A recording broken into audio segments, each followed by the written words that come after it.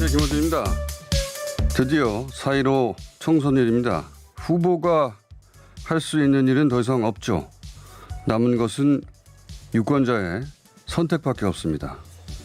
여론조사가 아니라 내 한 표가 격전지 박빙 지역의 당락을 결정짓고 그리고 그런 지역의 승부가 결국 21대 국회 운명, 다음 대선, 다가올 10년의 미래를 만드는 거죠. 언제나 그래왔고 이번에도 그렇습니다. 사전 투표를 하지 않으신 모든 분들에게 이 노래를 띄웁니다.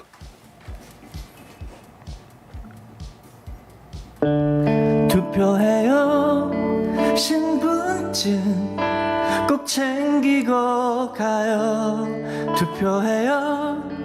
마스크 꼭 하고 가세요. 비닐 장갑을 준다요.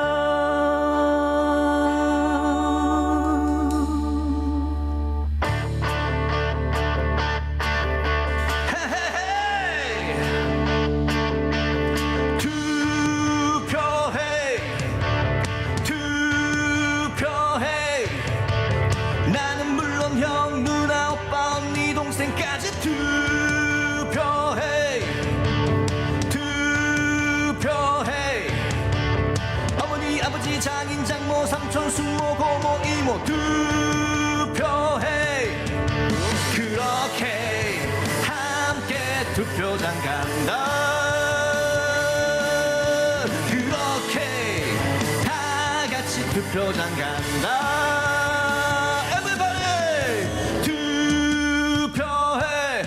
지금 투표해. 일어나서 투표해. 아침밥 먹고 투표해. 컴온. 그렇게 함께 투표장 간다. 그렇게 다 같이 투표장 간다.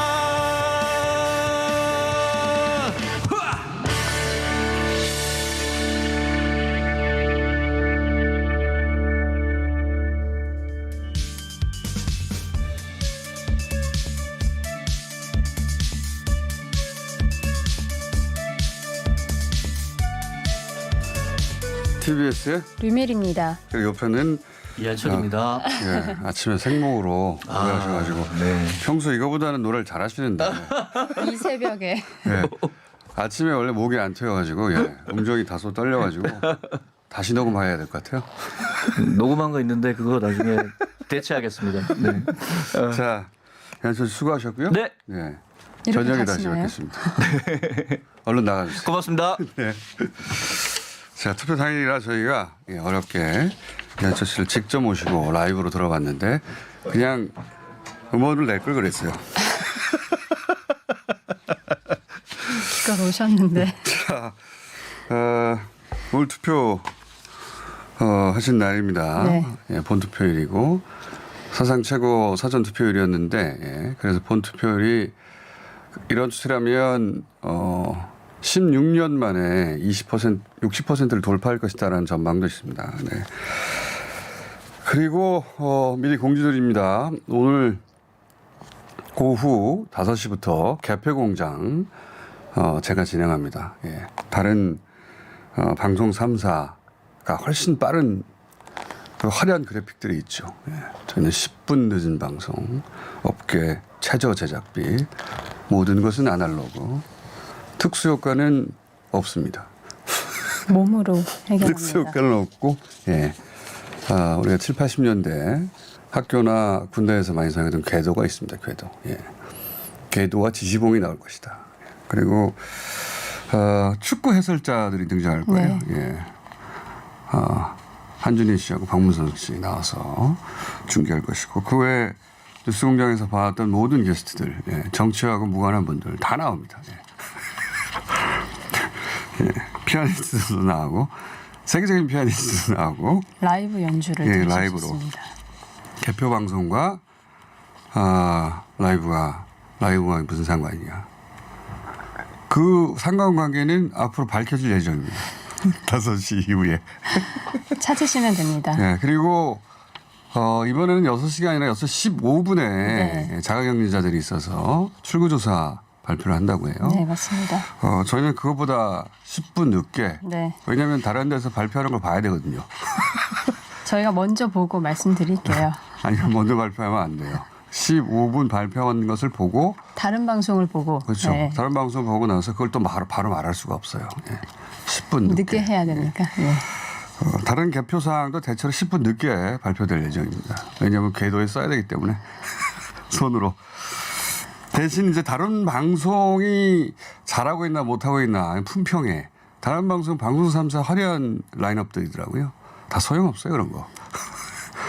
저희가 훨씬 재밌을 예정이기 때문에 다른 방송을 화면을 켜두시고 오디오 휴대폰을 저희 방송을 볼륨을 높여서 보시면 됩니다. 다른 방송에서 하는 내용 뻔하지 않습니까? 네, 다 뻔한 내용들이에요. 저희 방송은 저도 어떻게 진행될지 알 수가 없어요. 예상을 뛰어넘는 한 번도 있어본 적이 없는 개표 방송이기 때문에 예. 유튜브 뿐만 아니라 TV로도 나갑니다. 라디오도 물론 나가죠. 네.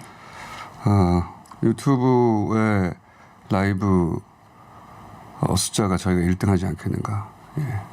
당연히. 다만 10분 늦는다 모든 게 감안하고 들어주. 남들 다 알고 나서 저희가 말하게 될 것이다. 방송 3사를 열심히 저희가 돌려볼 거거든요. 예. 열심히 돌려보면서 예. 추수하는 거죠 뒤에서. 자, 코로나 짧게 짚고 오늘은 바로 이제 판세 전체 판세 한번 짚어볼 시간으로 넘어갈 텐데. 네. 큰 틀에서 보자면 미국이 60만을 넘어갔고요. 예, 미국은 100만을 갈 것 같다고 말씀드렸는데 그럴 것 같습니다. 현재 추세로는. 그리고 제가 이 그래프 그려본다고 그랬잖아요. 그래프가 프랑스하고 영국이 갑자기 그래프가 가파르게 다시 상승하기 시작했어요. 안정화되나 싶었는데. 그리고 터키가 무섭게 예, 올라오고 있습니다. 속도를 내고 그래프가 가팔라지고 있고 러시아도 마찬가지고 브라질도 마찬가지입니다. 예. 한국은 27명 어제 확진자가 나왔고요. 한국은 그 질본의 목표가 50명 이하로 안정적으로 관리한다는데 최근 일주일간 계속 50명 이하로 전체 숫자도 줄어들고 있습니다. 네. 다만 일본 같은 경우에는 저는 이웃나라로서 일본에 대해서 계속 관심이 갈 수밖에 없는데 워낙 이 아베 정부의 대처가 있을 수 없는 대처고 전 세계 제3세계에서도 이렇게 대처 안 합니다. 네. 예.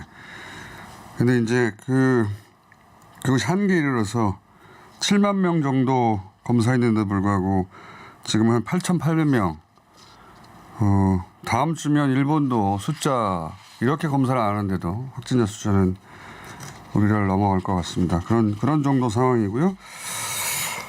그리고 이 확진자가 최근 일주일 연속으로 예, 우리나라에서 적게 나오니까 김정은 위원장이 어제 그 숫자가 총선 끝나면 다시 높아질 거다. 일부러 조절하고 네. 있다는 의미로 그런 말씀을 하셨는데 이분이 이런 네거티브는 잘 안 하는 분인데 이건 가짜뉴스다. 어디서 그런 정보를 김정인 위원장이 들었는지 모르겠지만 가짜뉴스입니다. 이건 관련해서는 질병본부에서 지난 13일 날 이미 입장을 발표해 준 게 있습니다. 잠깐 들어보겠습니다.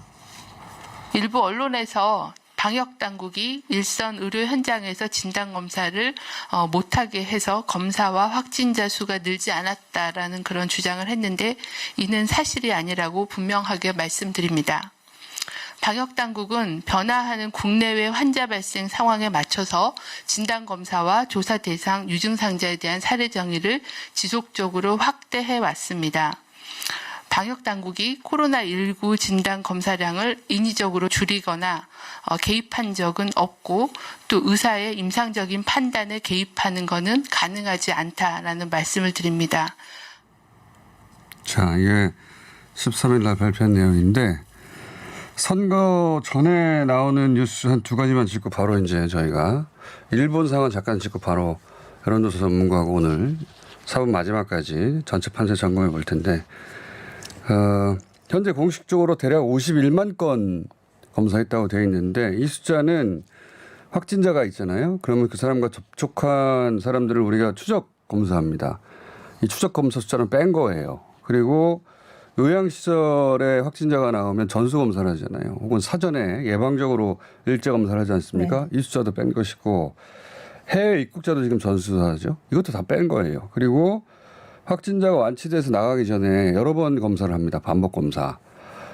또는 검사 결과 애매해서 중복 검사를 하는 경우 있어요. 이런 숫자를 다 뺀 거예요. 그래서 지금 누적은 86만 건이 넘고 지금 통계는 감염이 의심돼서 신고한 경우 질본이 통계에 잡는 것이지 35만 건 이상이 이 숫자에 누락되어 있는 겁니다. 지금도 여전히 그런 걸 빼고 나면 하루에 15,000건 이상 검사를 하는 거예요. 검사가 줄어들었다고 하는데 그러니까 발표된 통계는 그만큼 의심되는 경우가 줄어든 거예요. 실제 검사 숫자는 여전히 공격적으로 15,000건에서 2만 건 가까이 하고 있다. 사실이 전혀 아니다. 총선 때문에 검사를 소극적으로 한다는 건 그냥 질병본부에 대한 모독이라고 저는 봅니다. 예, 가짜 뉴스를 넘어서. 그리고 또 하나 짚고 넘어갈 그 오늘 뉴스는 IMF가 이제 코로나19로 인한 경제 충격을 전망했잖아요. 네, 올해 한국 경제 성장률 전망치를 마이너스 1.2%로 하향 조정했습니다. 그러자 뭐 조중동은 뭐 다들 우리 경제가 충격을 입었다 또는 뭐 연합조차도 한국 경제가 타격이다. 네. 그리고 한국 1.2% 역성장 이런 제목을 뽑았어요. 한국 경제도 IMF 한국 22년 만에 마이너스 성장할 것이다. 이렇게 제목을 뽑았는데 실제 IMF 전망치를 보면 OECD 국가 중에 다들 하락하는 가운데 네, 맞습니다. 다 마이너스예요. 다 마이너스인데 우리나라가 경제 성장률 1위입니다. 1위 예상치가. IMF가 전망 1위 한다고 우리가 1위 하는 건 아닌데 그냥 있는 그대로 보도해야 될 거 아닙니까? 나머지 다 마이너스이기 때문에 우리가 마이너스가 제일 적어요. 그래서 OECD 국가 중에 그렇게 순위를 놓고 보면 전부 다 마이너스여서 네, 세계는 마이너스 3%거든요. 네, 우리 OECD 국가 중에 경제 성장률 톱이다. 이렇게 보도해야 있는 그대로예요. 저는 우리 언론들이 왜 그냥 있는 그대로만 보도해도 되는데 그걸 굳이 정부에게 불리하게 제목을 뽑나 뭐 이렇게까지 하나. 현상이 자기들이 원하는 대로 벌어지지 않으니까 제목으로라도 독자를 현혹해 보겠다 이거 아닙니까? 그게 아니면 저는 이해가 안 가요. 제목 장사는 누구나 하는 건데 이렇게까지 방향성을 가지고 한 방향으로 몰고 가는 거는 우리 언론의 편향, 지향 그리고 시대 지체 이런 걸 상징한다고 봅니다. 그냥 있는 그대로 보도하면 되잖아요. 숫자가 다 발표됐는데 다들 마이너스지만 우리가 마이너스 1.2로 그중에 1위를 했네? 마이너스인데도 1위가 된 희한한 세상. 혹은 뭐 그만큼 충격이 커. 이렇게 보도하면 될 거 아닙니까? 있는 그대로. 답답합니다. 예. 언론이 제일 늦어요. 우리나라에서. 이 시대 변화에. 속도를 보자면 가장 늦게 변하고 있고 자기가 점유하고 있는 어떤 지형에서 전혀 벗어날 생각이 없는 것 같습니다. 아직도 제목으로 사람들을 현혹할 수 있다고 생각하는 것 같고 내용이 아닌데 전혀 화가 나는 기사였어요. 자, 오늘은 특별히 더 말할 기회가 없었네요. 유메리 기자. 예. 벌써 시간. 총선이 끝나면 말할 기회가 다시 늘어날 예정입니다. 뉴스 하나 더 있었네요. 결국 이번 총선 막바지를 뭐랄까요. 가장 크게 영향을 준 차명진 후보가 예상치 못하게 서울 남부지법에 효력정지 가처분 신청을 인용. 네. 예, 차명진 후보 쪽에서 낸 거죠. 예, 제명을 하니까 정지시켜달라고 그걸 인용했다는 거는 다시 받아들여져서, 후보가 네. 됐다는 겁니다. 이렇게 되면 차명진 후보가 통합당 후보를 완주하는 거가 되는 거예요. 절차적으로 뭐 윤리위를 열지 않았다든가 천하할 기회를 주지 않았다. 다원 당규 이런 게 규정돼 있거든요. 그런 절차들을 다 거치지 않았기 때문에 다시 후보가 됐습니다. 예. 여기 그러자 황교안 대표가 후보를 인정하지 않는다라고 말을 하긴 했습니다만 차명진 후보의 발언 그 자체보다 저는 지도부가 이걸 하루 이내에 정리하지 못하고 마지막 순간까지 끌고 온 게 그게 더 영향을 끼쳤다. 선거 결과는 봐야 되겠습니다만 나중에 이제 선거 분석을 할 때 그런 이야기가 분명히 나올 것 같습니다. 자, 또 하나는 이런 뉴스도 있네요. 이번에는 1번 정당, 2번 정당이 모두 비례를 내지 않는 최초의 선거예요. 그러다 보니까 선거를 평생 하셨던 분들도 1번 찍는 분들은 당연히 1번을 찾게 되고 2번 찍는 분들은 당연히 2번을 찾게 되고 그나마 다른 정당들은 새로 생겼거나 새로 인지시켰거나 혹은 원래 알던 이름이어서 상관없는데 1, 2번은 모두 이름이 다르거든요. 그러다 보니까 특히 그 고연령층 정치 저관여층에서 매우 혼란스러울 것이다. 첫 번째 칸에 1번, 2번이 없으니까 당황하실 것 같습니다. 그렇죠. 네. 그 번호를 외우게 하잖아요. 뭐 2번, 4번이다, 뭐 1번, 5번이다 이런 식으로 외우게 하는데 그게 또 칸이 다르니까 또 헷갈리셔가지고 그 민주당과 그 통합당 모두 손해를 어느 정도 보게 될 것 같고 그래서 이제 그런 기사들이 오늘 아침에 제법 났습니다. 그러니까 정당 번호하고 칸이 투표에 인쇄된 순서가 다르기 다르다. 때문에 유의하셔야 됩니다. 그래서 이제 자녀분들이나 지인분들이 알려드려야 될 것 같아요. 예. 제 생각에는 민주당이 좀 더 손해를 봤을 것 같아요. 그나마 미래통합당은 2번이고 두 번째 칸 이렇게 외울 수 있는데 민주당 같은 경우에는 5번이고 세 번째 칸 외우기 힘들잖아요. 외우기 힘듭니다. 그래서 덕분에 민생당이 좀 덕을 봤을 것이다. 이게 뭐 결정적이지는 않더라도 그런 분석들이 또 나오고 있습니다. 뭐 1% 정도 영향을 주지 않았을까 그런 전망들이 있습니다. 그럼 결과가 나와야 알겠죠. 자, 오늘 여기까지 하겠습니다. TBS의 류밀희였습니다. 1분 상황 짧게 짚어보겠습니다. 세종대 호사카 유지리 교수 연결돼 있습니다. 안녕하세요. 예, 안녕하십니까. 어제 산케이 신문이 아베 정부를 비판을 하고 산케이 신문의 여론조사로는 아베 총리 지지율이 30%대로 떨어졌어요. 예. 네네.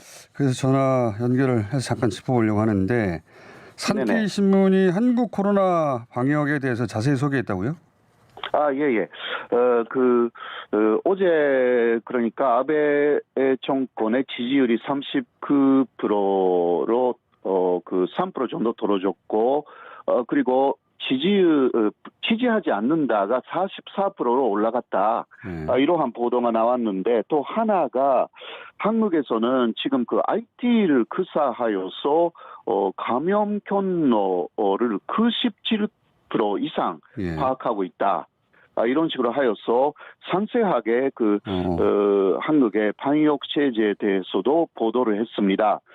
특히 한국은 거의 현금을 쓰지 않는 캐시레스 사회이고 그렇기 때문에 결제 정보가 있지 않습니까?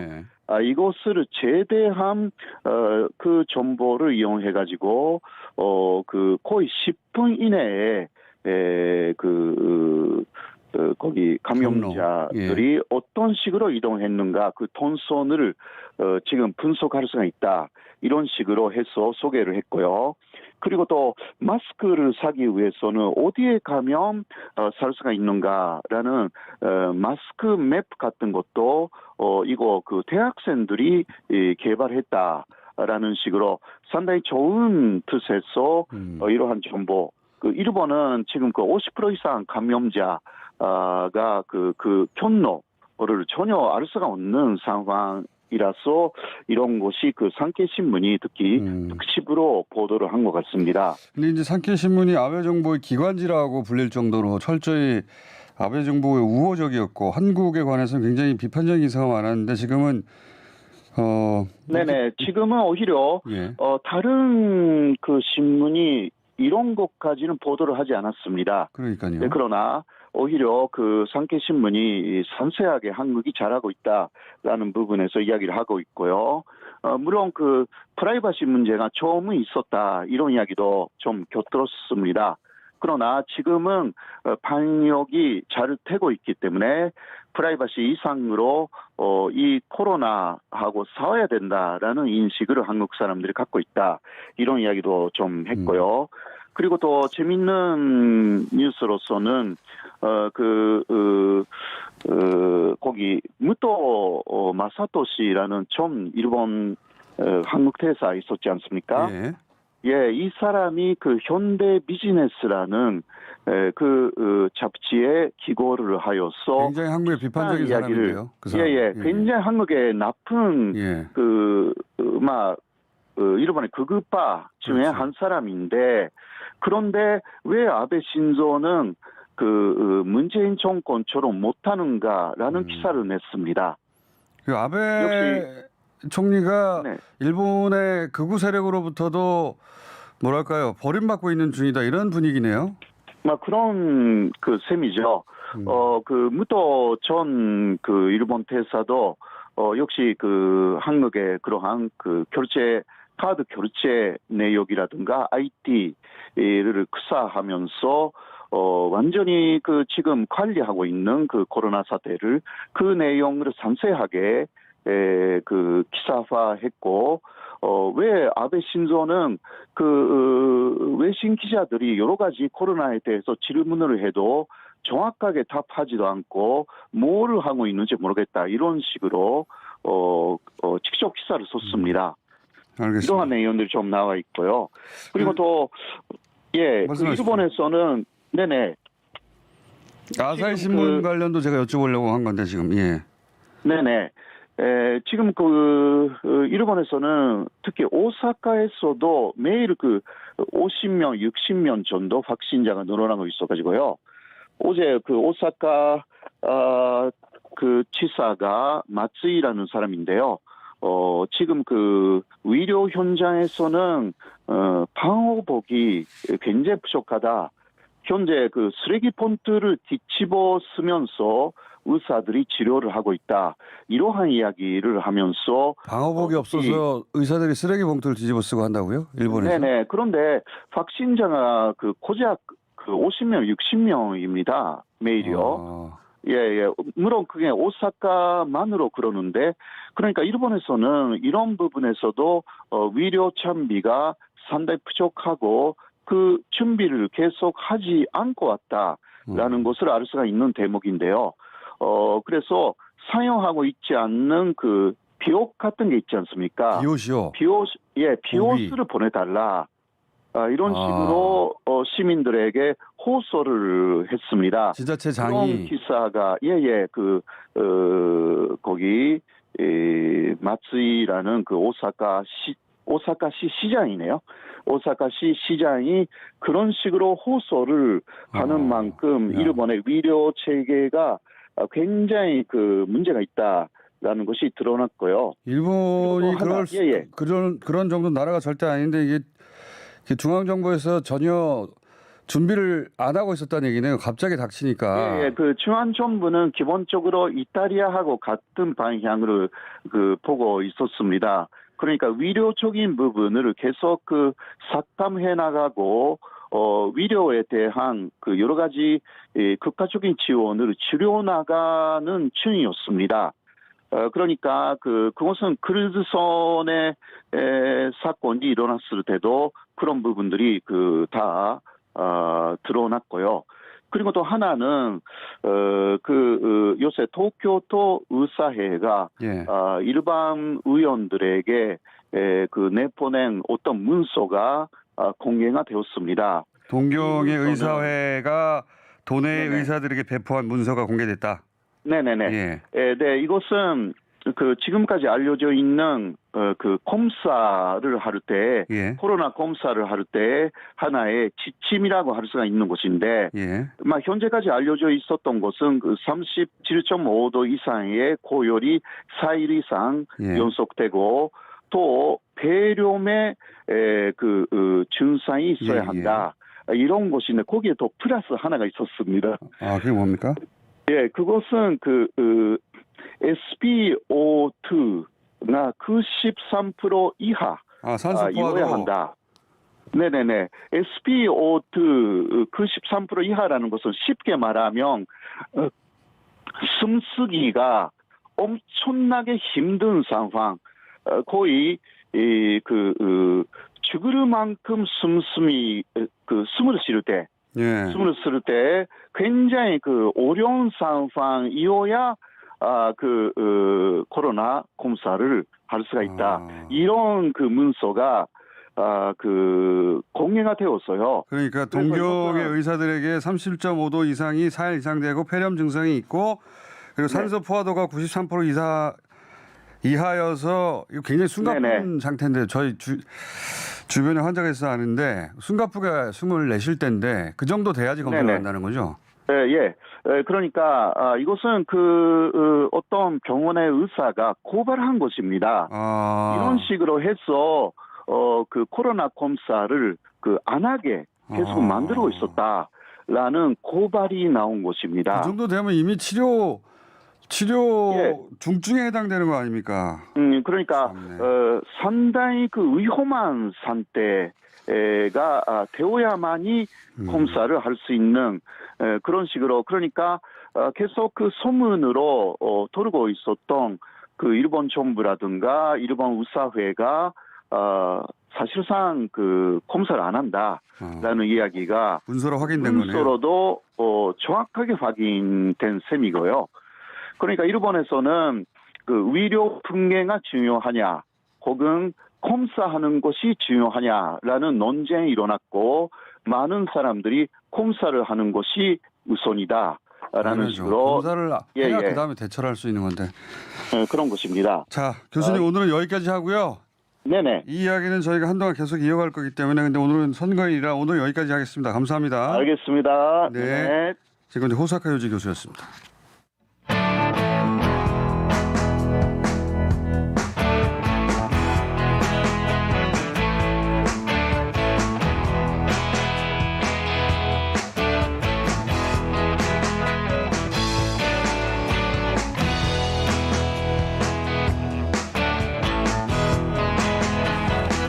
네, 월드컵 올림픽처럼 4년에 한 번씩 돌아오는 총선일입니다.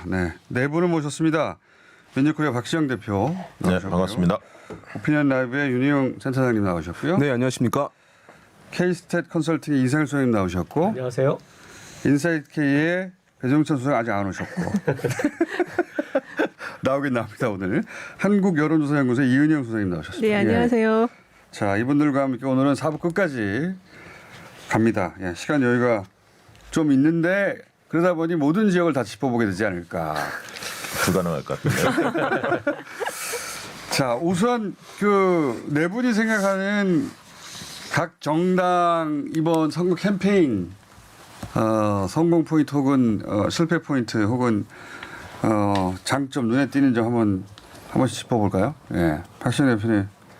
민주당 경우 정리해 보시고 미래통합도 한번 해주시고. 아니 이제 민주당 같은 경우는 국난 극복을 극복하자. 국난 극복을 극복하면 다시 국난이 오는 거 아닙니까? 그러네요. 국난을 극복하자고요. 국난을 극복하자. 그래서 이제 어쨌든 코로나 정국에 대한 대통령에 대한 긍정적 평가를 기반으로 그런 어떤 선거 전략을 취하는 것 같고요. 제가 볼 때는 원래 처음에 이제 일하는 세력 대 싸우는 세력 이렇게 이제 구도를 잡았었는데 당초 저게 먹힐까? 왜냐하면 그 전에 물론 이제 작년 과정에서 장애투쟁이라든가 단식이라든가 이런 것들이 좀 많았기 때문에 발목 잡는 야당 프레임을 좀 씌워서 미래통합당을 이제 공격하는 어떤 일환으로 그런 전략 구도 싸움을 생각을 했는데 과연 통할까 이런 생각을 했었거든요. 근데 공교롭게 좀 짧게 얘기해 주세요.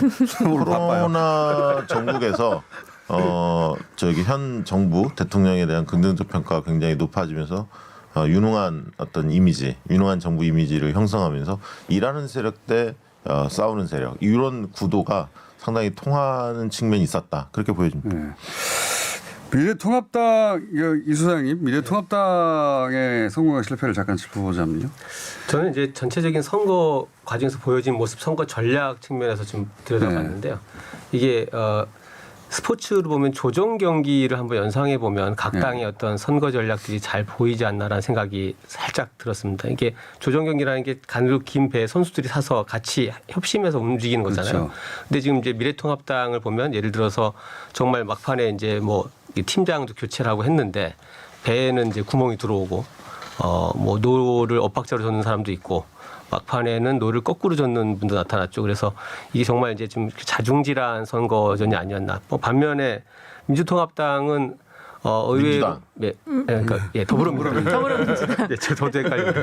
더불어민주당은 네, 김종인 위원장이 민주통합당 얘기를 했어요. 당대도 헷갈리니까요. 예, 선대위원장도 헷갈리고. 더불어민주당은 그렇게 보면은 반대로 상당히 운이 좋았던 선거 흐름이었죠. 그래서 사실 이제 본인들의 노력도 있었지만 옆에 보면은 강력한 모터를 단 오히려 그 모터보트가 잘 달리고 있는 거예요. 500마력, 600마력짜리 모터를 달고 거기에 어떻게 보면 좀 이제 문재인 호에 좀 그 잘 따라가면서 선거전이 좀 수월했던 게 아닌가 좀 보여집니다.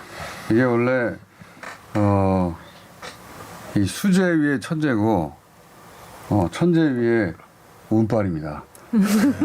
운빨 센 사람은 이길 수가 없죠. 아무도 이길 수가 없어요. 그렇게 비교해 보면은 작은 정당들이 훨씬 재밌습니다. 이게 정의당 같은 경우는 원래 이 더불어민주호하고 이렇게 계약이 돼 있었는데 이제 계약이 파기가 됐잖아요. 그래서 막판에 당황하다가 이제 소수정예로 다시 마지막 힘을 좀 발휘하는 그런 모습처럼 보여지고 국민의당은 좀 상당히 당황스러웠죠. 이게 선수들은 모아놨는데 다 바깥에 세워놓고 혼자 달리기를 하고 1인승 카약을 탔어요. 그리고 1인승 카약으로 노를 젓지 않고 두 팔로 아니 노 대신 다리로 한 거 아닙니까? 다리로? 실제는 다리였는데 완주를 하는 이게 지금 나홀로 선거를 치렀는데 이런 부분들이 각자가 주고자 하는 메시지나 현실적인 역량 뭐 여건의 한계가 있었습니다만 이런 부분들이 실제로 이렇게 선거전을 돌아보면 각 당의 선거를 끌고 온 모습들이 굉장히 차별적이지 않았나라는 생각이 좀 듭니다. 자, 근데 하나만 잠깐 보태면 소수정당 관련해서는 사실 안철수는 뛴 거 기억이 나지 않습니까? 어쨌든 그다음에 열린민주당은 검찰개혁 관련해서 뭔가 세게 입장을 낸 거 기억이 나거든요. 근데 반면에 정의당은 솔직히 기억이 잘 안 납니다. 정의당이 근데 저는 한편으로는 초반에 워낙 맞아서 중반 이후로는 동정표가 그러니까 모였을 캠페인이 것이다. 기억이 안 난다는 거. 그게 캠페인이 아니었을까 싶어요. 당하는 대부 얘기에. 당하는 거. 예. 본의 아니게 그게 캠페인이 된 셈이 아닐까. 워낙 당했기 때문에. 이 선거 논리로는 안 되고 어느 순간 마지막 순간에 정서가 표를 찍게 만들잖아요. 그런 측면에서는 초반에 당한 게 오히려 도움이 됐다. 예. 실제 지지율도 중간 이후에 올라갔어요. 맞습니다. 정의당은 계속 뭐 완만한 곡선이지만 상승 곡선을 계속 그렸으니까요. 마지막 그거는 정의당이 잘한 것보다는 언론에서 어쨌든 위성정당에 대해서 선거 그 등록 운동 시작하는 지금에 집중적으로 포화를 때렸거든요. 그러니까 이제 결국 그런 그게 측면의 동정표 반사이기 전략과 연계되는 거죠. 네. 네. 두드려 맞고 네. 그리고 저쪽에 명분이 있다고 하는 언론의 도움도 있었고 그런 또 민주당 같은 게 저 먼저 하면 그 전쟁 먼저. 중에는 장수 바꾸지 않는다는 그 네. 공식에 입각한 전략을 잘 편 것 같아요. 그래서 원팀 전략이라고 민주당들 하는 그걸 잘 이번에 구사를 했던 것 같고 그리고 특히 이제 그 비례정당과 관련해서 그 나중에 나온 그 정당 광고들을 보면 민주주의의 어떤 적통자라는 그걸 살리는 광고들 굉장히 감성적인 광고들을 많이 했더라고요. 그래서 그런 면에서 나중에 민주당 지지층이 분산되지 않고 결집하는 그런 효과를 좀 가져오지 않았나 싶고요. 민주통합당, 그 통합당 같은 경우는 아까 지금 말씀하신 것처럼 자중질환에 가까운 그 캠페인 전략 그리고 선대위원장들이 다 말이 지금 다른 그 최종적으로는 그 자기네 목표 의석조차도 서로 다르게 이야기하면서 그 시그널 자체를 지지층에게 시그널을 잘못 주는 그런 좀 혼선이 많은 전략을 폈다. 특히 그 경제 관련 심판론에 있어서 그 재난기본소득과 관련해서 그 포퓰리즘 논쟁을 폈던 것 자체부터 좀 패착을 둔 것이 아닌가 좀 그렇게 보여지거든요. 그런 면에서는 상당히 지금 어려운 이제 막판에는 이제 견제 세력으로 좀 그 도와달라 이렇게 읍소는 하지만 이게 아직 먹힐지는 잘 모르겠어요. 좀 오락가락했죠. 심판론을 쭉 들고 나오다가 판세가 안 좋으니까 읍소론을 통해서 이제 견제론 이야기를 했는데 그것도 사실 수장에 따라서 왔다 갔다 했어요. 박형준 또 김종희 입장이 다 다르고. 저는 보수 정당이 메시지를 이렇게 관리에 실패하는 건 처음 봤어요. 그러니까요. 네. 특히 경제 관련 이렇게 메시지가 여러 번 마지막 순간에 바뀌는 건 처음 봤습니다. 그 사실 이제 뭐 한 문장으로 이번 총선 과정을 평가해 봐라라고 얘기한다면 그런 요구를 한 적이 없는데 준비한 거예요. 실제인 거죠. 그래서 그러니까 심판 기류가 형성될 여지는 제법 있었으나 그 심판 기류를 담아낼 그릇이 온전치 못했다고 얘기할 수 있을 것 같아요. 정당의 책임이었다. 그러니까 제일 야당이 사실 공세하게 되면 몇 번의 이제 좋은 기회들이 있었고 살려나갈 코로나 국면임에도 불구하고 그런데 보면 이제 뭐 아까 말씀하셨듯이 제가 이제 쭉 선거들을 보고 봤을 때 정당들의 캠페인이 이렇게 제1당, 2당에서 특히 이제 보수 정당은 그 일관성은 사실은 타의 추종을 불허해 왔었거든요. 맞아요. 지금까지. 이때까지. 네, 예. 그런데 혼선의 연속이었고 막판에는 집중적인 공세를 해야 되는데 집중적인 반성과 사과를 하는 모양새를 보였어요. 이게 캠페인에서 사실 있을 수 없는 일이거든요. 그렇죠. 야당이 공세하고 반성을 한다면 여권에서 이제 하는 것이지 야당이 오히려 도마 위에 올라가서 평가를 받는 국면이 돼버렸고 특히 보수 야당은 선거 기간 동안 사과하거나 이런 걸 원래 안 하는 전략이었거든요. 아니, 그거는 할 수는 있는데 제가 볼 때는 진단을 잘못한 거예요. 진단? 그러니까 뭐냐면 초기에 선거 초기에는 정권 심판 이야기할 수 있잖아요. 근데 코로나 부분에 대해서 정부에 대한 그 호평이 이어졌고 외신도 그렇게 이야기하고 있고 국민들이 그렇게 받아들였으면 이걸 코로나 문제는 적어도 인정하자. 그렇죠. 정부가 잘하는 거 다른 문제 가지고 싸우자. 이렇게 전략을 바꿨어야 하는데 방역도 실패했다. 계속 그러면서 때리니까 국민들 정서에는 안 맞는 거죠. 저도 코로나에 대한 결국 코로나라는 어떤 비상한 상황 이게 뭐 정말 외생 변수인데 이거에 대한 대응 전략을 처음에 어떻게 잡느냐에서 좀 미스가 있었던 게 아닐까. 코로나는 코로나라는 상황으로 놓고 거기에 대해서는 오히려 정말 국회도 뭐 똑같은 책임이 있는 거니까 협조할 건 협조하면서 이게 정치 이슈들은 정치 이슈를 별개로 가했어야 되는데 이 부분이 처음에 명확하게 그어지지 않으면서 초반에 이제 밀고 가자 했던 정권 심판론이라는 것이 굉장히 무력화되는 상황을 겪고 이것들이 아마 전반적인 선거 전략, 메시지 전략이 혼선을 줬다. 그 차명진 막말 논란에서 완전히 무너진 것 같아요. 그 메시지 관련 실패가. 이게 이제 사실은 지금 원래 보수 정당이 이제 세력이 많이 약해진 상황이기 때문에 팀으로 선거를 이제 꾸려 나가는 게 바람직했다고 보여요. 그러니까 뭐 김무성 전 대표든 뭐 홍준표, 김태호 이런 이제 중량감 있는 다 동원했어야죠. 다 동원해서 해도 사실은 만만치 않은 선거였는데 그런 분들을 어떠한 이유인지는 정확히 알 수 없지만 알 수 있죠.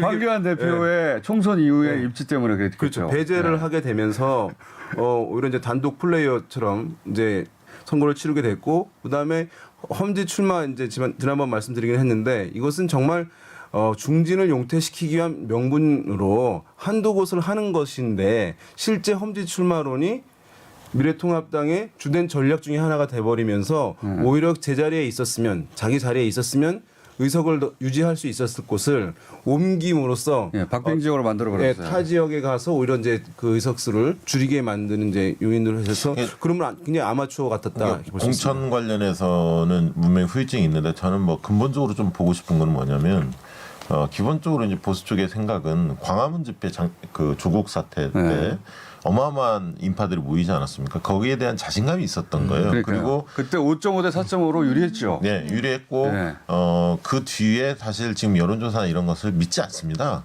그러니까 이제 숨은 보수표가 굉장히 많다. 응답을 안 한다. 그렇기 때문에 판세 자체에 대해서 인식 자체가 좀 다른 거죠.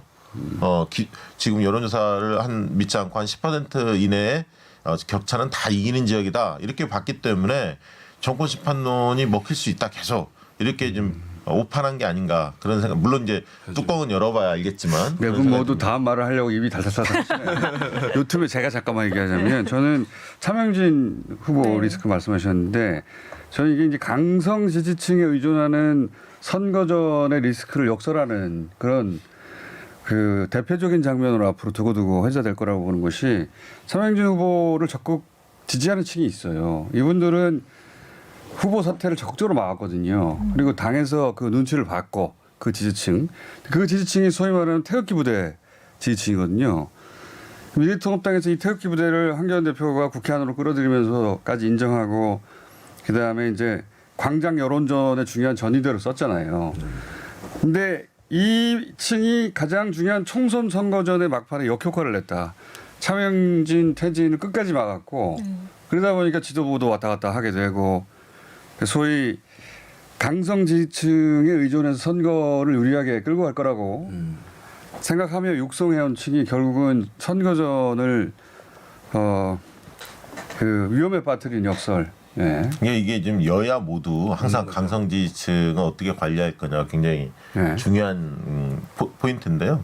그러니까 여권 같은 경우도 예를 들면 윤석열 장모건부터 시작해서 검찰 이슈들이 계속 터졌습니다. 사실은 네. 그 부분들이 계속 부각이 됐다면 오히려 이제 통합당이 훨씬 손쉬운 선거로 끌고 갈 수 있었죠. 왜냐하면 그렇죠. 결국 윤석열 게임으로 끌고 가면 유리하다 이렇게 판단한 거 아닙니까? 근데 이제 민주당은 이 부분을 크게 부각을 안 시켰어요. 예, 적절한 선에서 관리를 했거든요. 열린민주당 쪽에서는 크게 부각시켜서 이제 선명성을 가져갔고 민주당은 지역구를 내는 정당이다 보니까 그러니까 이것만으로 이길 수가 없으니까 네. 선거를. 기본적으로 이번 선거에서 이제 각 진영마다 이제 한 명씩 이제 숨기고 싶은 사람들 있었는데 성공하긴 한 거예요. 보수에서는 이제 박근혜 전 대통령을 숨기고 싶었는데 어느 정도 성공했고, 그다음에 이제 진보 중에서는 주류에서는 이제 조국 전 장관을 사실은 숨기고 싶은 마음이 있었을 텐데 그것도 뭐 어느 정도 뭐 막판 이제 열린민주당에서는 이슈화를 하는 부분이 있었습니다만은 숨기는데 성공을 저는 이제 한 것이라고 보이고, 아까 이제 차명진 의원 막말 같은 거는 최근에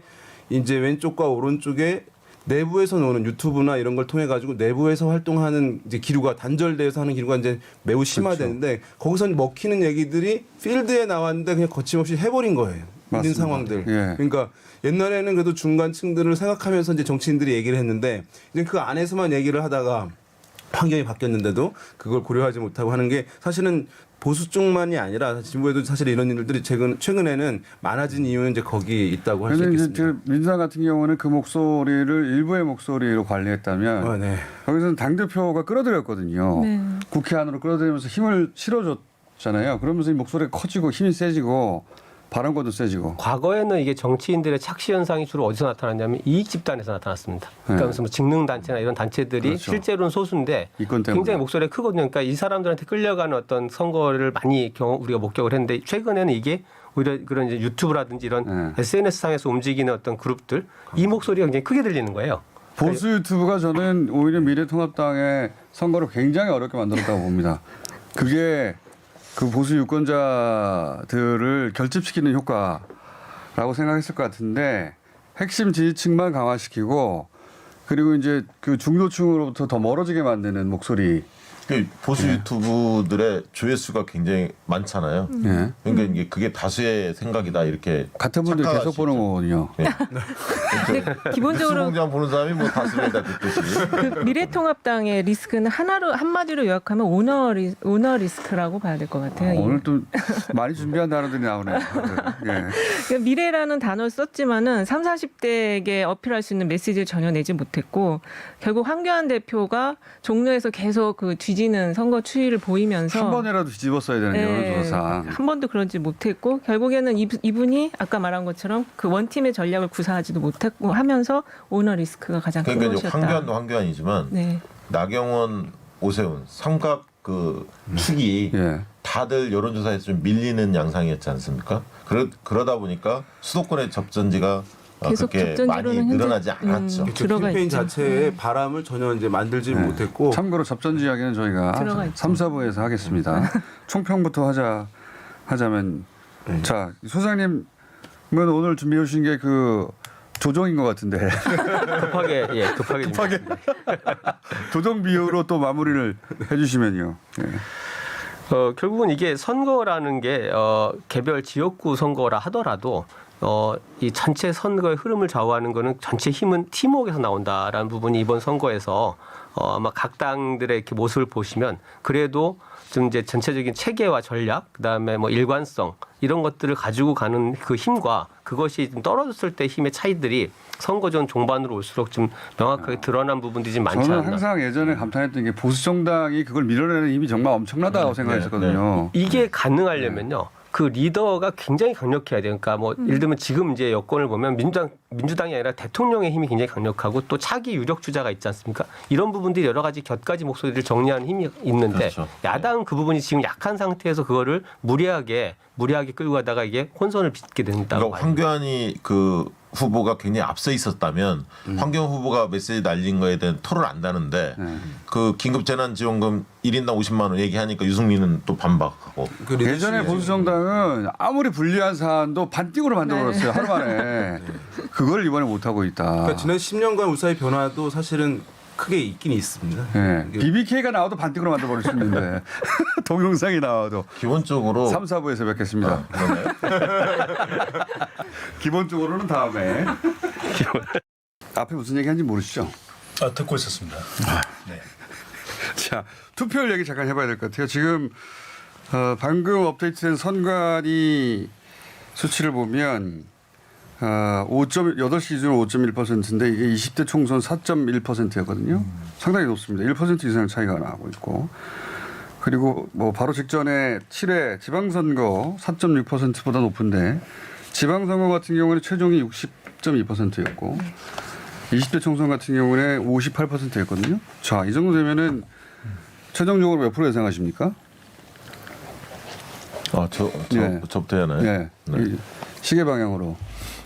지금 추세로 보면 그냥 액면 그대로 보면 60% 후반대가 나오는 게 정상인데 67 정도까지도 나올 수도 있겠다. 숫자를 67 이런 건 안 되고요. 딱 찍어주세요.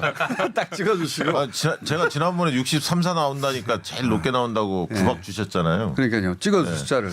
지금은 66.6으로 하겠습니다. 66.6으로. 외우기 쉽게. 66.6. 전 64.5. 64.5. 수준까지. 저는 62% 정도 봅니다. 생각보다는 좀 꺾일 것이다. 후반부에 가면 사실 이제 투표를 다 하셨기 때문에 이게 적극 오후 시간대 투표층은 다 했다고 투표율이 이렇게 봐야죠. 상승세가 확 꺾이는 흐름이 최근에 나타나거든요. 그래서 초반보다는 저런 상승세가 계속되긴 어렵다라고 봅니다. 그러니까 요즘에 그래도 지난 총선보다 4%가 올라가는 거기 때문에 이게 4%. 적지 않은 숫자거든요. 아니 지금 이제 투표밖에 할 소장님 게 마이크를 좀 더 없어요. 가까이 해주십시오. 예. 밖에 나가 놀 수도 없기 때문에 투표밖에 할 게 없어서 높을 겁니다. 무슨 감탄사입니까 이건? 투표율은 이제 진짜 하늘의 영역이라고 하거든요. 네. 이게 뭐 예측으로 사실 할 수 있는 건 아니었기 때문에. 아니 이 숫자로 예. 여러분들의 출연료가 그래봤자 얼마 안 돼. 걱정하지 마. 64 정도. 64 정도. 예. 네. 저는 63 하나 남았는데 지금. 저는 69.93%. 이거 하이리스크 하이리턴이요? 이게 가능성이 높은 게 제가 누차 투표율이 높아진다고 말씀드렸는데 이게 다른 효과인 게 사람들이 비례대표 투표용지를 너무 궁금해요. 이걸 호기심. 이걸 봐야 되겠다는 거예요. 그러니까 저는 이게 일종의 호기심 천국 이론이죠.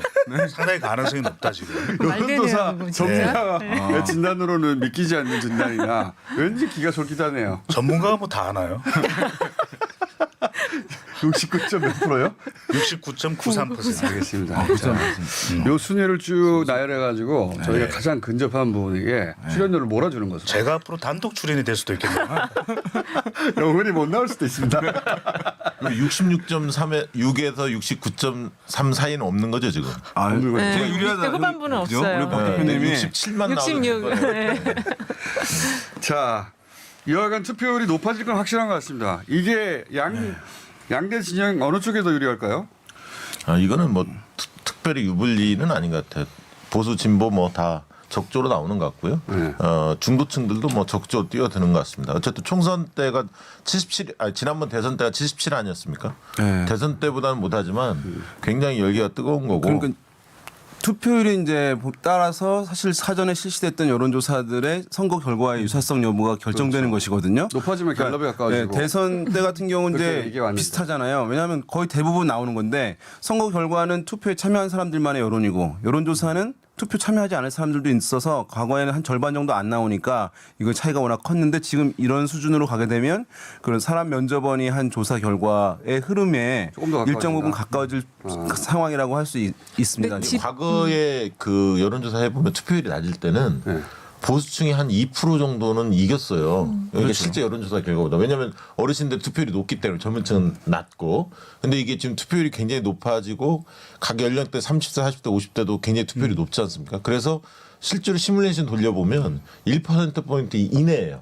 어르신들이 오차가. 많이 투표를 많이 한다 하더라도 30대, 40대, 50대도 굉장히 적극적으로 하기 때문에 근데 지금 오차 보면 지방으로 줄어들더라고요. 가면은 군 단위가 굉장히 높더라고요. 사전 투표율도 평균보다 더 훨씬 높아요. 군 이런 쪽에. 그래서 원래 높았죠. 연령 예. 고연령층이 많이 또 하고 있다는 것도 알 수 있을 것 같아요. 그 사전 투표 뭐 이제 그 젊은층 고령층 상관없이 사용하는 일상적으로 보편화된 거라고 저는 뭐 생각을 하는 게 맞다고 보고요. 그걸 가지고 이제 전략적 표심을 이제 분석하는 거는 다 그 단계는 지난 것 같아요. 제가 이 정도 사전 투표율이 30% 가까이 나온다는 것은 그리고 이제 이게 투표율이 높은 것은 어쨌든 유불리는 있다고 보여요. 어떤 부분이냐 하면 우리가 뭐 많이 깨졌다. 이제 투표율이 높으면 진보에 유리하고 낮으면 보수에 유리하고 이런 게 깨졌다고 하지만 안 깨진 부분이 있는 것이거든요. 낮았을 때 진보가 승리한 경우는 없어요. 그건 맞습니다. 예, 그래서 여전히 그것이 유효한 측면이 있기 때문에 그런 약간 지금 투표율이 높다는 것은 낮았을 때 그 위험도 아니면 안 좋은 결과 민주당 쪽에서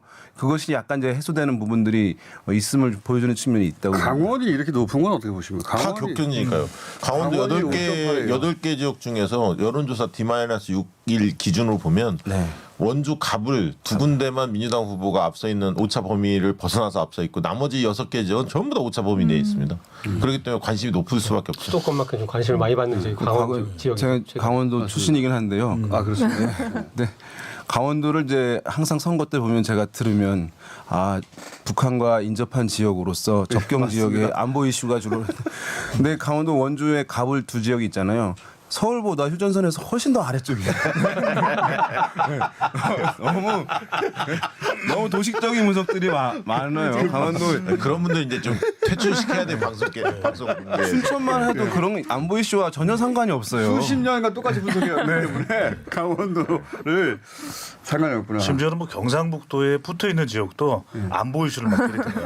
근데 이런 건 있는 것 같아요. 역대 이제 우리가 사전 투표율이 좀 지나치게 높은 곳 있잖아요. 평균보다. 네. 그런 것들을 보면은 뭔가 이변이 있어요. 그러니까 제가 드리고 싶은 말씀은 투표율이 이렇게 높으면 우리가 생각했던 격전지 중에서 또 사전 투표율이 높은 곳에서 중에서 분명히 이변이 있더라고요. 그래서 저는 예를 들어봐 주십시오. 과거에. 투표율이 높을수록 이변 가능성이 상당히 크다. 예를 들어봐 주십시오. 좀 시간이 없지 않습니까? 생각이 안 나시는 거 아니에요? 지금 보니까 근데 그 충청권이 가설대로 하면 높아요. 충청권이 그 충청권도 보령서천, 서천 같은 데도 30대 초반이었고 네. 그 공주 청양 부여도 청양 부여 쪽이 33%, 30대 다 대구, 넘었어요. 광주는 높고 낮은 게 역전됐어요. 사전투표하고 여기는 그냥 사전투표 많이 했다 적게 했다 이런 정도의 차이인 것 같고 네. 결국은 아니, 전국 선거구 중에 사전 투표율이 아마 제일 높았던 지역 중에 하나 종로입니다. 34%. 네, 그렇죠. 만약에 이제 이변 가능성에 연결해서 본다면 그동안 우리가 본 판세가 틀려야 된다라는 가설이. 사전 투표율이 배종선 소장님에 대해서 나가라는 얘기죠 지금.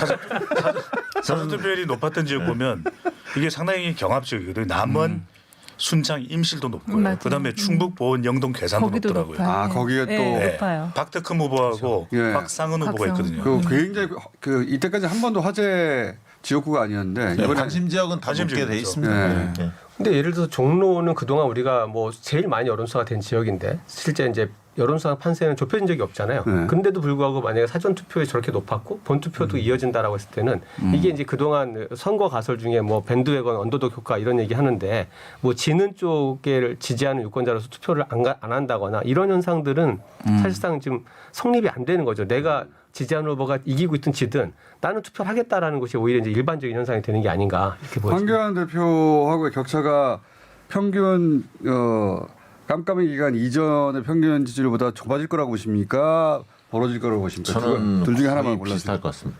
거의 비슷할 것이다. 네. 저는 좁아질 걸로 보고. 더 좁아지고. 근데 왜냐하면 좁아지는 범위가 어느 정도 생각하시나요? 대략? 그런 거 물어보시지 말고요. 서로 까치는 일이시겠어요. 개표 방송이니까. 근데 이제 왜 그러냐면 제가 보는 대목은 결국에는 거기도 이제 부동층이 분명히 있거든요. 있고 또 연령대가 높은 층들이 과연 어떻게 결집되냐 중요한데 하나 좀 흥미로운 지역은 이 종로에서 교남동이에요. 교남동이 각 조사의 통계표를 보면 조금씩 왔다 갔다 하더라고요. 그래서 교남동 쪽이 어떻게 나오느냐도 저는 관전 포인트. 방금 이제 말씀하신 교남동이라는 데는 이전 선거에서는 잘 참여하지 않았던 대규모 이제 아파트 단지가 이번에 새로 들어온 거예요, 최근에. 근데 뭐냐면 아파트 단지가 들어오면 진보 흐름이 강화된다는 얘기 하잖아요. 근데 여기는 강북에서 제일 비싼 곳이에요. 예. 그래서 표심이 좀 약간 블랙박스다라는 얘기를 이제 하긴 했었죠. 근데 워낙 격차가 커서 변수가 될 수 있을지는 잘 좁아지냐 모르겠어요. 유지되냐 벌어지냐 셋 중에 하나를 선택하시면 됩니다. 아니 그러니까 그게 조사 기관마다 너무 달라서 어떤 조사 기관은 예를 들면 한 15% 격차가 있었고요. 어떤 조사는 25%까지도 벌어지는 조사가 있어서 제가 그래서 물어본 거예요. 어떤 20% 기준으로 얘기하시느냐가 20%보다 좁아지느냐. 이게 통상적으로는 좁아지는 흐름들이 있어요. 왜냐하면 이제 고령층들이 보수 성향을 가지고 있는데 투표율이 참여율이 젊은 층보다 훨씬 높기 때문에 그것이 이제 가면 투표한 사람들만 봤을 때는 그 비중이 더 많아지잖아요. 그래서 그렇죠. 이제 지고 있었 어떤 만약에 보수 정당의 후보가 그러면은 실제 까보게 되면 열어보게 되면 선거 결과를 약간 이제 격차는 좁아드는 현상이 일반적으로는 있는 것인데 지금 이제 종로 말씀을 하고 계신 것인데 그렇죠. 결과만 얘기해 주세요. 결과가 뭐죠? 그래서 좁아집니까? 그 결과가 뭐예요? 좁아집니까? 제가 봤을 때 약간 좁아진다. 뭐 의미 있는 정도는 아니겠습니다만은 약간 저도 뭐 15%네. 15%네. 네. 저도 좁아진다고. 좁아진다고. 네. 저도 20% 기준으로 보면 좁아진다고 네. 봅니다. 다들 전문가들은 그렇게 얘기해 왔고, 네. 그죠? 네. 그리고 여론조사 전문가들대로 결과 나는 경우는 거의 못 봤고. 없었죠. 맞추는 사람도 있습니다. 네. 한 번에 다. 출구조사를 한 다음조차 20대에서는 그렇죠. 출구조사조차 엄청나게 큰 차이가 났으니까요. 그때 MBC, KBS 출구조사가 새누리당 143석까지 전망했고 민주당 100석, 101석 정도 전망했거든요.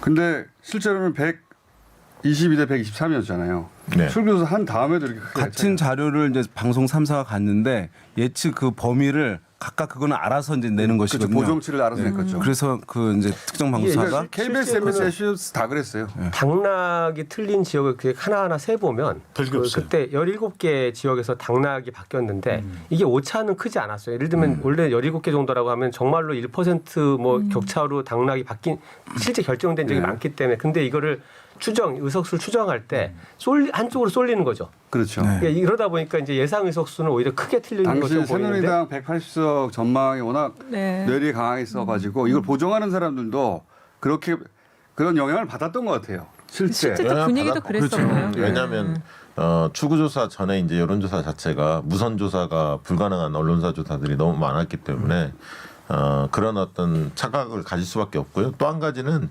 조사 하는 분들이 숫자에만 너무 매몰되면 안 돼요. 현장의 분위기라든가 상황들을 종합적으로 판단해서 예측을 해야 본인이 하는데 비슷하게 맞췄다고 지금 저러는 거예요. 아니 그런 게 아니라 실제로 그런 거예요. 그 현장을 너무 모르면 좀 착시 현상이 실제로 존재합니다. 네. 이와간 출구조사조차도 사실은 오늘도 오늘 아마 오후 6시 15분에 나온다고 하는데 출구조사조차도 최종적으로 받아들이면 안 된다. 예. 그 여론조사는 수치의 높낮이만 있잖아요. 근데 이 투표행위라는 것은 그 사람들이 가지고 있는 의지, 스트렝스가 있거든요.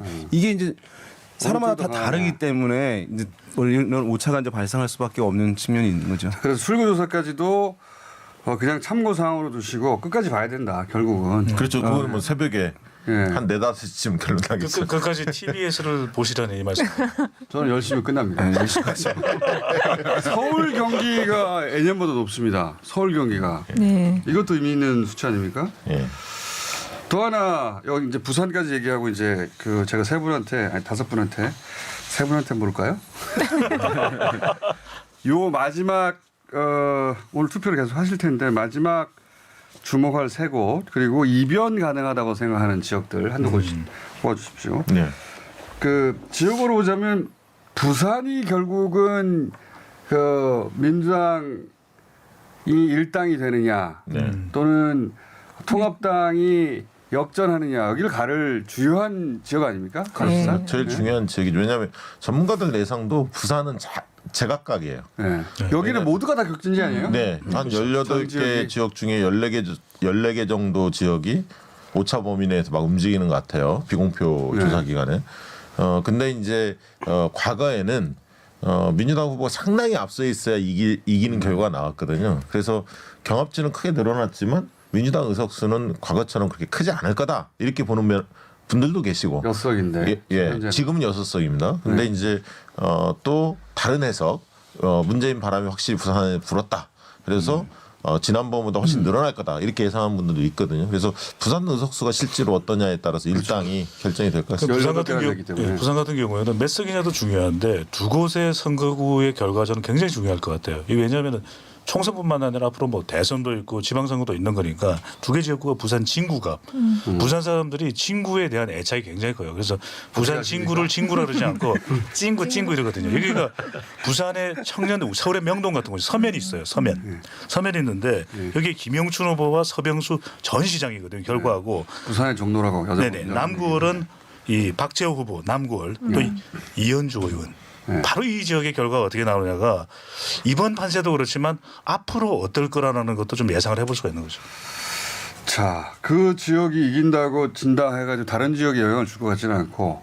근데 이제 지금 우리가 흔히 얘기하는 낙동강 벨트 얘기하잖아요. 네. 약간 이제 진보 진영 세가 센데, 그러니까 아닌 곳들이에요. 이 진구 같은 경우, 그다음에 남구도. 그러니까 사실은 이 정도에서 승리하게 되면 민주당 쪽에서는 낙동강 벨트에서는 이전의 강세를 일정 수준을 유지할 가능성이 높은 것이니까. 뭐 또 원래 언론의 주목을 워낙 많이 받은 지역이어가지고 부산 전체가 부산이요 중구 영도구도 접전이거든요. 그러니까 대부분 지역이 낙동강 벨트 외에도 대부분 지역이 접전 지역으로 들어갔습니다. 여기는 좀 미래통합당이 손쉽게 이길 것이다. 손쉽게 뭐 18개 중에 한 14개 이상 가져갈 것이라고 했었는데 한 서너 개 빼고는 모두가 다 접전이어서 그렇죠. 이날 여기야말로 미래통합당이든 그 더불어민주당이든 더 많이 나가는 쪽이 이긴다. 결국은. 그래서 사실 민주당이 비례위성 정당에 대해서 관심을 급격히 갖게 된 이유가 이 PK 지역에서 상당 부분 이전에 얻은 것을 반납해야 될 것 같은 이제 위기감이 있을 때 사실은 그 논의가 됐던 것이거든요.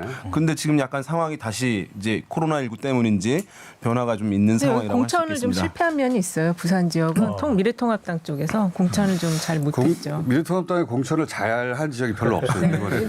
초반에는 괜찮았는데 막판에 가서 좀 수도권보다 사실은 마지막에 이제 이게 통합당이나 통합당의 개별 후보를 좋아하느냐 아니냐를 떠나서 이게 보수 이제 유권자들이 지금 느끼는 위기 의식이 좀 있잖아요. 그러면 대구 경북은 크게 어떤 그 변화의 조짐이 없었다라고 하면 마지막에 이제 오늘 투표가 진행되고 있는데 결국 이게 아마 그런 흐름의 최종적인 어떤 이제 이 판세를 가르는 지역이 맞습니다. 부산 지역이 되지 않을까 저는 생각이 부산에서 듭니다. 보수 결집하느냐 아니면 아니다 이번에 될 것 같아서 그 민주당 지지층이 나오느냐 미래통합당 지지층이 여기서 막아야 된다고 많이 나오느냐 1,000표, 2,000표로 다 갈라지지 않을까. 저는 보수층은 뭐 총 결집할 거라고 보고요. 부산에서. 부산은 그렇죠. 과연 이제 그 민주당의 약지층이나 부동층들이 과연 얼마나 적극적으로 나오느냐의 게임인 것 같습니다. 그래서 이제 이 PK 지역의 결과에 따라서 이제 영남에서의 이제 보수 흐름들이 TK 지역으로 국한되느냐 아니면 TK 지역이 보수 색채가 유일하게 남는 거의 유일하게 남는 고립 지역이 되느냐 아니면 다시 영남 벨트가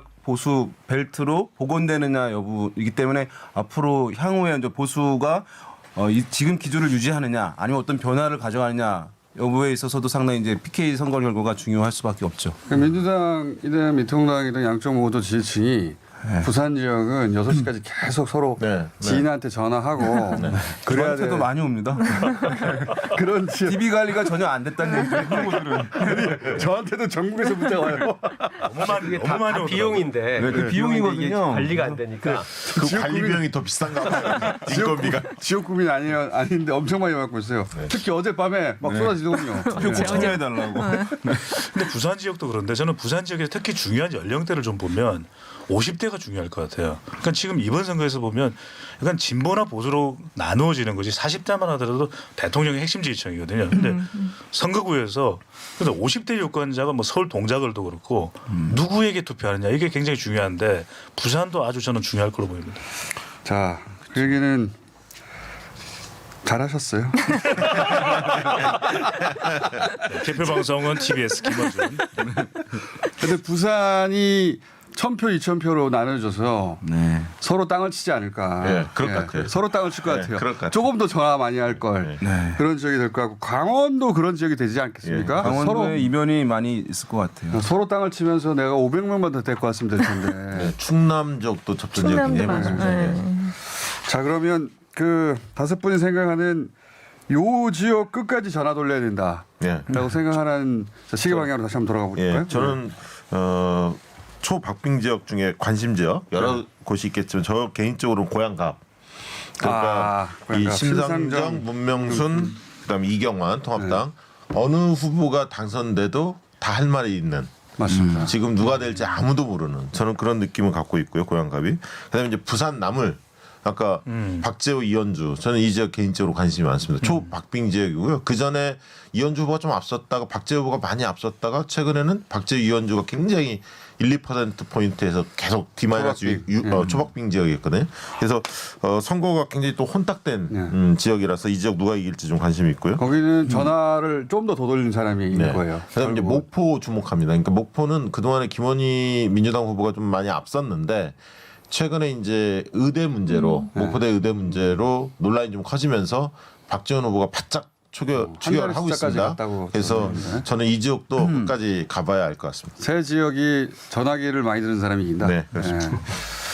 자, 다음 돌아가시죠 이렇게 이상현 소장님. 네, 저는 뭐 서울 지역에서 이게 서울 지역에 요즘 이제 그 유행하는 말이 의뢰 선거라고 하는데 이게 뭐 각 무슨 을 지역들이 대부분 다 관심 지역입니다. 이제 그 중에서 뭐 다 많습니다만 뭐 관악을 지역도 굉장히 관심, 정태호, 오신환 지역 또 이 구로을 지역은 초반에 격차가 굉장히 커 보였는데 종반전으로 가면서 이제 공표된 여론조사 마지막에 보면 김용태 후보가 계속 따라붙는 흐름이었거든요. 윤건영 후보. 예, 그래서 과연 이제 이 민주당의 텃밭에서 얼마나 보수가 성과를 낼지 이 부분 좀 관심이 가고요. 미래통합당 지지자들이 전화를 열심히 돌려야 될 지역이네요. 송파을 지역은 여전히 처음부터 지금까지 계속 관심 지역입니다. 그래서 최재성, 배현진 여기 진짜 예상할 수가 없어요. 여기 역시 여기도 전화를 누가 많이 하느냐에 달려있다. 공장장께서는 어떻게 예상을 하시나요? 저는 예상할 수 없다가 예상.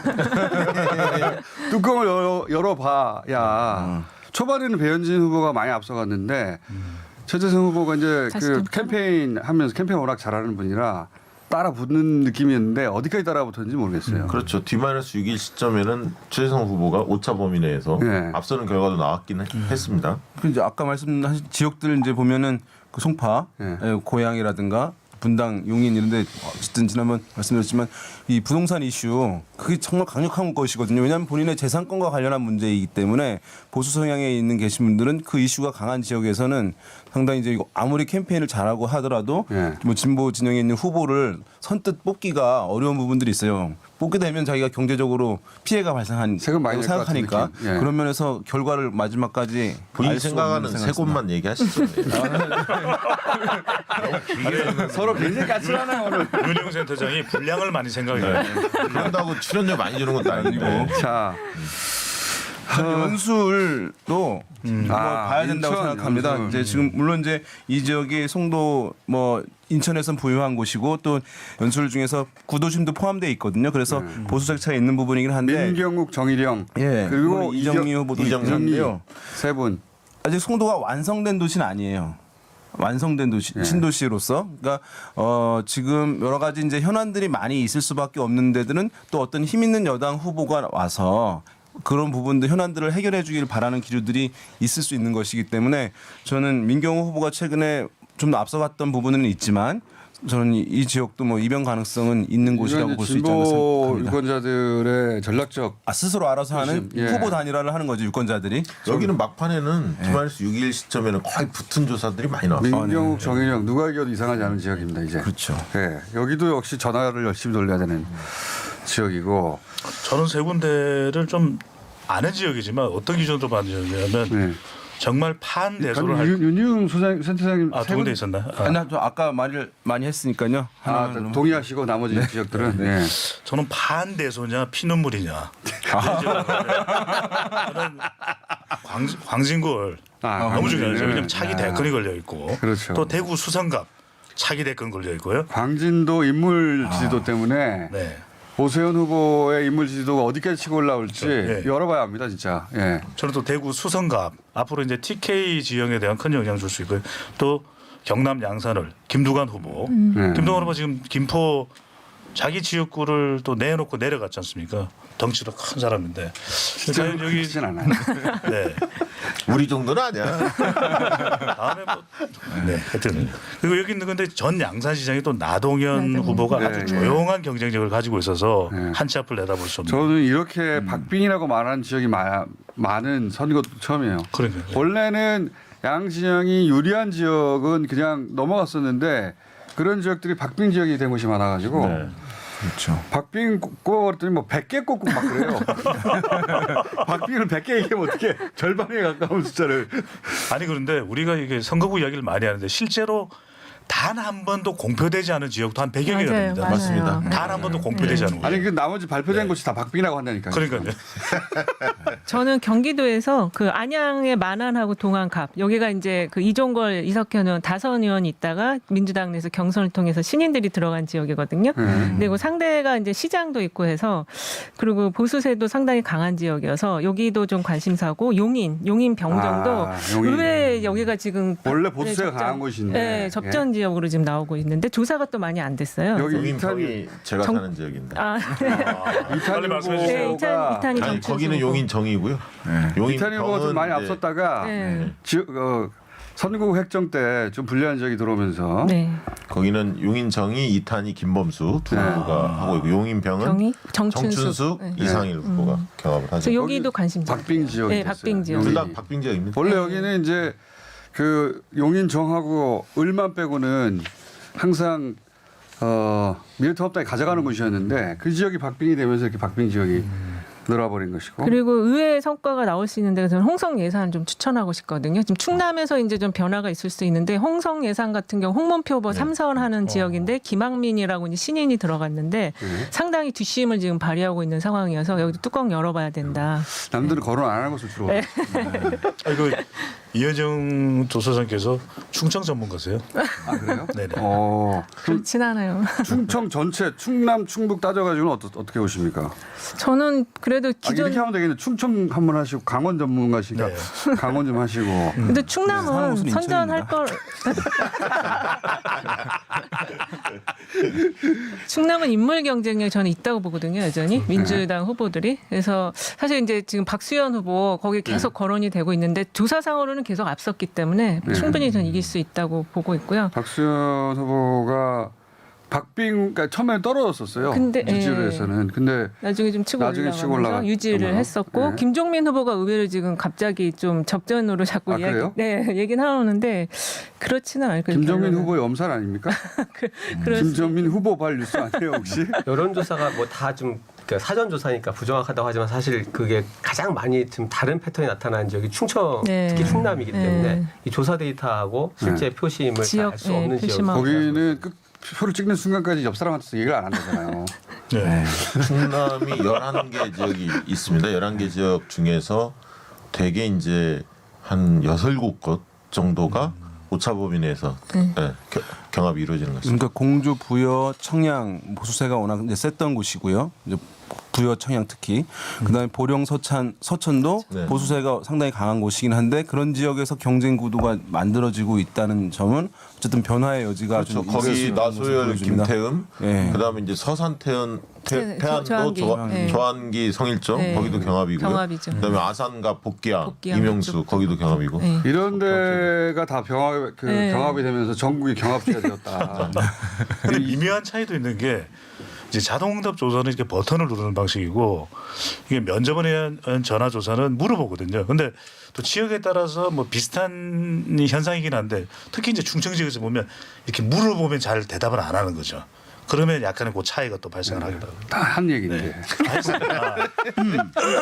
개별 제가- 지역구로 말고 사실 저는 경기도 수도권의 이게 기초단체들 중에 네. 정말 이렇게 통으로 관심 가는 지역들이 고양, 가불병정이 다 맞습니다, 맞습니다. 그리고 네. 수원도 사실 이제 분당이 지난번에 민주당이 네. 이겼어요. 분당 가불도 뭐 성남 그다음에 성남 중원도 사실 윤영찬 심상진이 붙기 때문에 이런 지역 성남이 전체 통째로 관심이 좀 있고 용인 5지역이거든요. 네 개. 가불병정 4개입니다. 그래서 이런 지역들은 이게 기초단체가 전체 판이 뭐 예를 들면 부동산 이슈가 됐든 여러 가지 이슈가 걸리면서 또 현역 의원들이 차출되거나 이래서 없는 지역들이 많아요. 그래서 굉장히 관심이 가는 지역입니다. 네. 분당갑하고 분당갑은 김병관, 김은혜 지명돼 있는 두 분이 붙어가지고 초박빙으로 알려지고 있는데. 네, 김병환 후보가 당초 좀 앞섰다가 앞섰는데. 김은혜 네. 후보가 추격하면서 역전하는 조사도 나오고 있고요. 그래서 그 지역 뭐 끝까지 가봐야 할 것 같습니다. 박빙. 네. 예.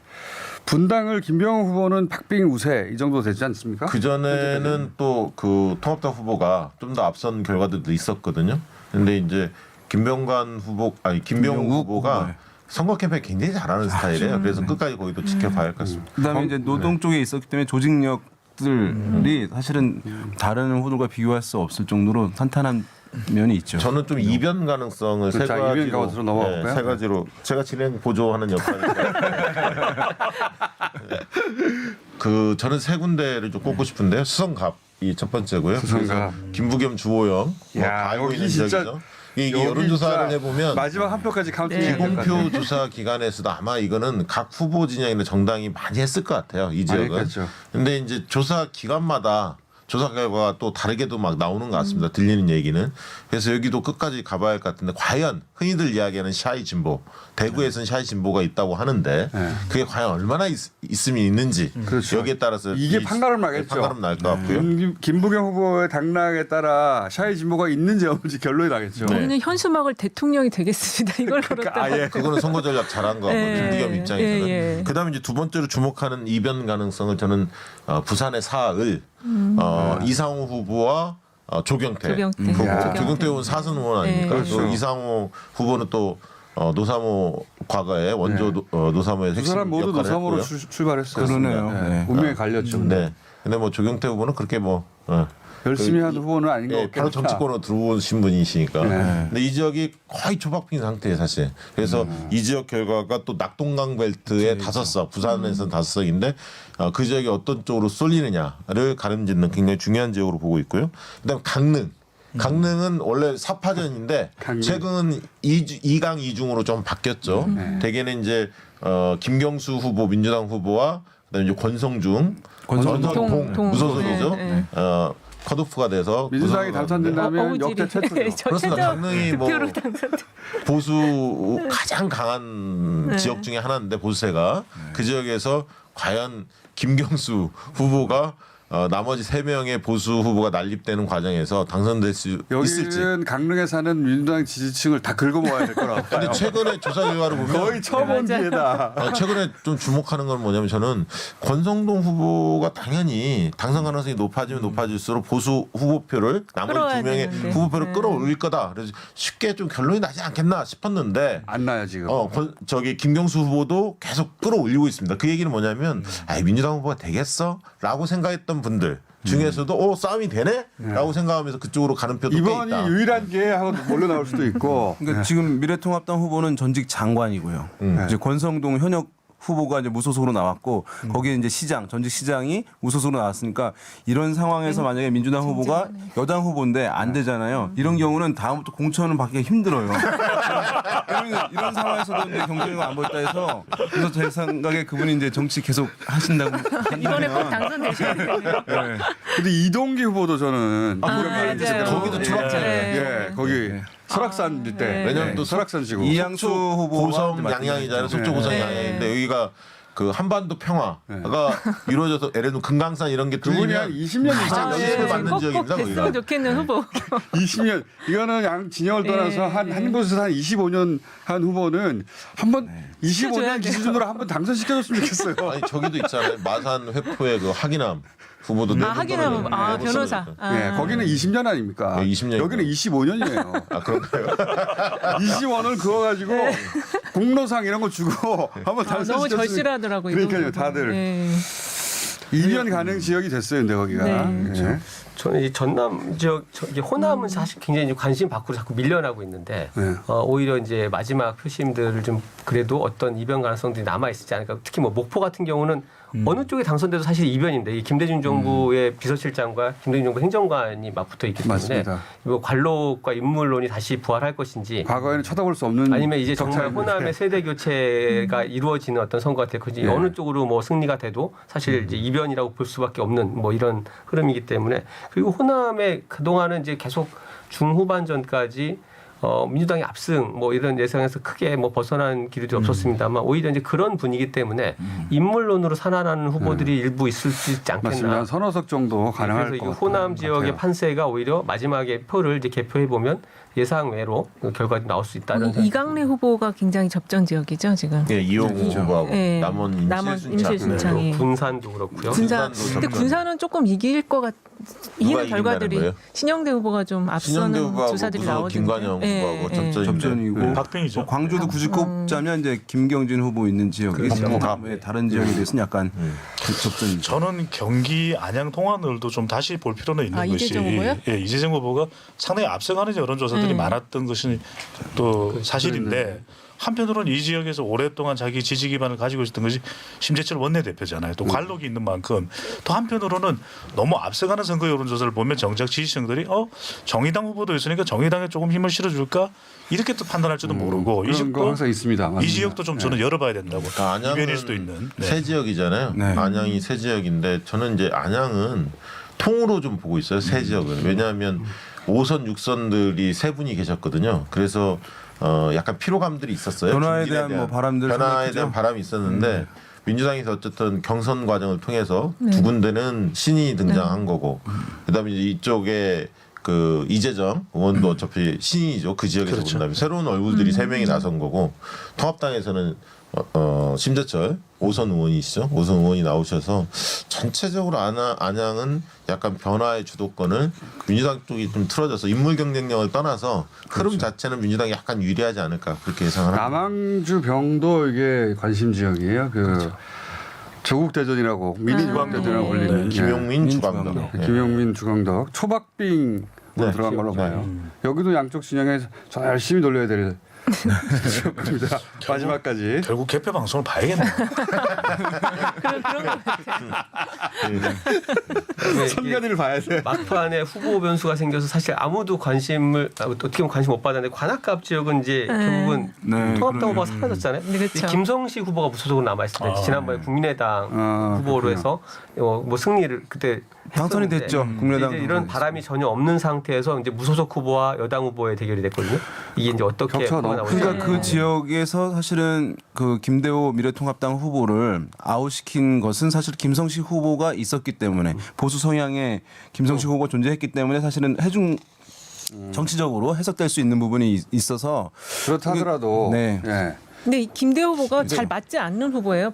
원래 진보 성향이 강한 지난번에는 이제 후보였는데 민주당으로 2012년 네. 경선에 나왔죠. 근데 이걸 아셔야 하는 게 간악, 갑이나 을은 보통 이제 4년 터울로 보면 유권자가 한 50~60%가 바뀌는 지역입니다. 그러니까 4년 전에 내가 의원이었다 해서 꼭 프리미엄이 굉장히 센 지역이 아니라는 1인 가구가 몇 분 안 남았습니다. 젊은 층들이 굉장히 많아서 자. 그런 측면이 있습니다. 이변이 예상되는 지역 다 하셨나요? 아직 다 안 하신 것 같은데.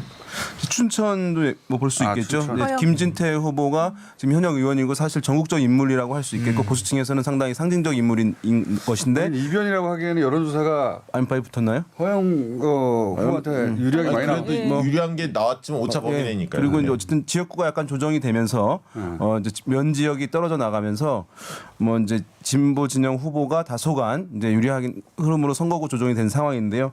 결과 아무튼 매우 주목되고요. 허영 후보는 서울시 비서실장 출신이네요. 예. 서울시장. 서울시장. 과거 지갑을 얘기. 왜냐면 이제 이거 같이 비등하게 얘기를 해드려야 이게 되니까. 이변이네요. 저는 개인적으로 강남을 봅니다. 강남. 이 중에 한 명이라도 민주당 후보가 당선될 수 있을까. 예전에 강남이면 강남을 봐야 되겠죠. 전현희 전현희 후보는 이미 한번 당선됐기 때문에 당선돼도 이변이라고 할 수 없는데 아니 그래도 예. 지금 종부세 이게 거센 어떤 바람이 있기 때문에 세금 폭탄 심판하자 이거 그렇죠. 아닙니까? 쉽게 얘기하면 통합당 후보의 슬로건은 그런 와중에 전현희 후보가 또 당선될 수 있을지 박진 후보하고 붙는데 물론 이제 그 지역은 세곡동 지역이 있기 때문에 조금 다르긴 약간 합니다. 다른 강남과는 다른 부분이 네, 있습니다. 있습니다. 어쨌든 강남을도 관심 지역이죠. 김성곤, 태구민, 태용호 후보 그리고 강남병도 굉장히 김한규 후보라고 치고 나가고 있어서 뭐랄까요 수치를 비교할 수 없을 정도의 항상 지난 총선에도 가장 큰 표차로 보수 후보가 이긴 곳인데 타워팰리스 있는 지역 아닙니까? 맞습니다. 대치동 타워팰리스. 강남까지 이런 상황이니까 결국 개표 방송 봐야 돼. 김한규 후보가 얼만큼 치고 올라가느냐. 네. 이거 하나 하고 지역에 잘 맞는 후보예요. 김한규 후보가. 완전 민주당 지역 후보로는. 특화 후보죠. 네네. 네. 김현장 변호사 출신. 네. 하버드 변호사, 하버드 젊고, 졸업해서 매우 변호사고. 젊고. 네.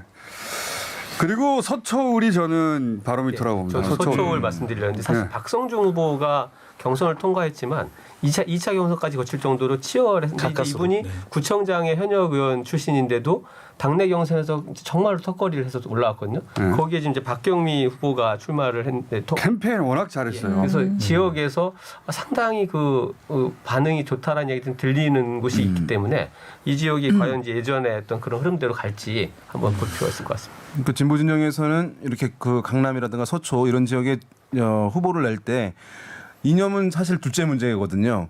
그 성향은 정치 성향은 물론 그렇다고 해서 그분들은 이제 보수 성향은 아니지만 강남에 어쨌든 약간 부합하는 모양새에 그렇죠. 있는 인물들이기 모델을 때문에 그런 면에서 찾으려고 아까 하죠. 김한규 후보나 이제 박경미 후보 같은 경우는 네. 좀 맞는 부분이 있죠. 네. 그 스펙이 강남 스펙이라고 하는 스펙인데. 맞아요. 전현희 후보도 그렇죠. 전현희 후보도 전현희 그렇죠. 전현희 후보도 그렇고.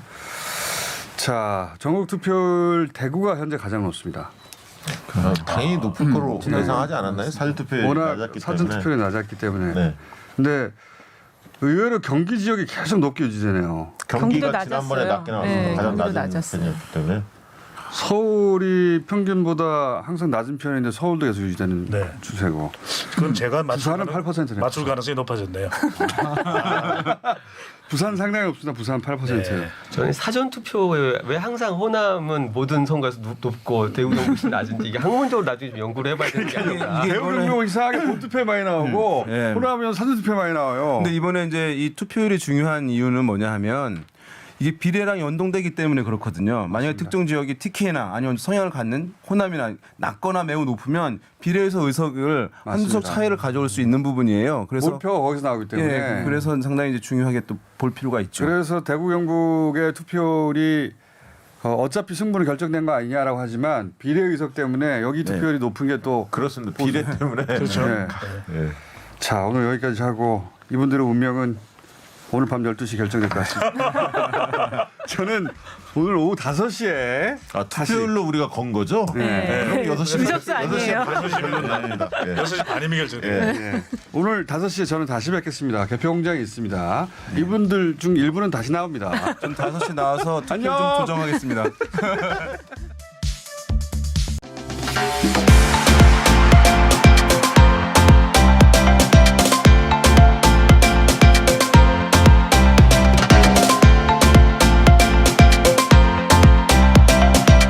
TBS